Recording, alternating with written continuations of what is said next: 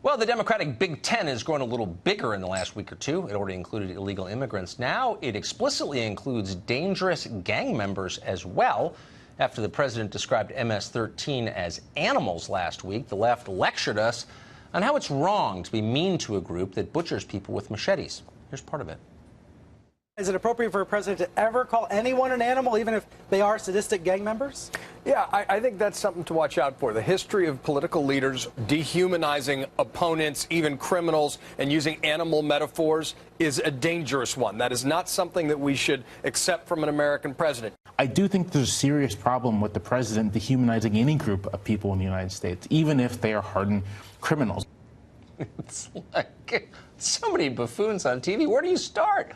None of these people, by the way, live anywhere near any neighborhood threatened by MS-13, so they can ignore the gang. But a lot of people, particularly poor immigrants, do live near MS-13, and that's a huge problem. Timothy Sini is district attorney in Long Island. It's become an MS-13 stronghold. He knows a lot about the gang, and he joins us tonight. Mr. Sini, thanks for coming on.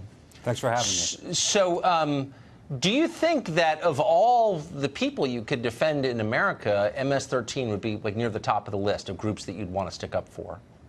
Look, without getting into name calling, let me be very clear about something.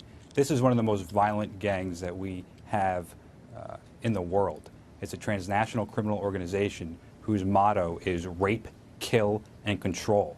And on Long Island, I can tell you firsthand, in September of 2016, they brutally killed 2 beautiful young girls. And in April of 2017, they killed 4 young boys in Central Islip, brutally hacking them up with machetes and other instruments. This is a gang that must be taken extremely seriously. And that's why Suffolk County, whether it's the police department, my office, or our federal partners, are all working together to eradicate this gang from our communities.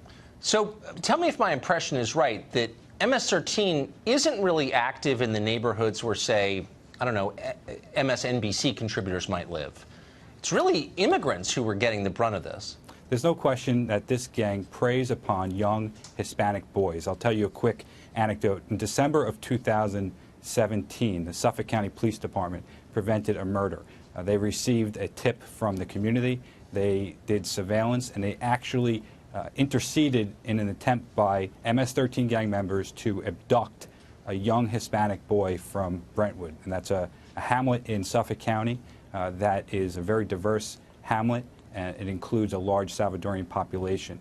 Time in and time again, this gang preys upon young immigrants. We need to do everything in our power to protect everyone in Suffolk County, everyone in this country, including immigrants. And this gang is one of the biggest threats to their safety. It's unbelievable. And now they're, of course, a big Democratic constituency. Mr. Sini, thanks a lot for coming on and for that perspective. I appreciate it, since you actually know what you're talking about.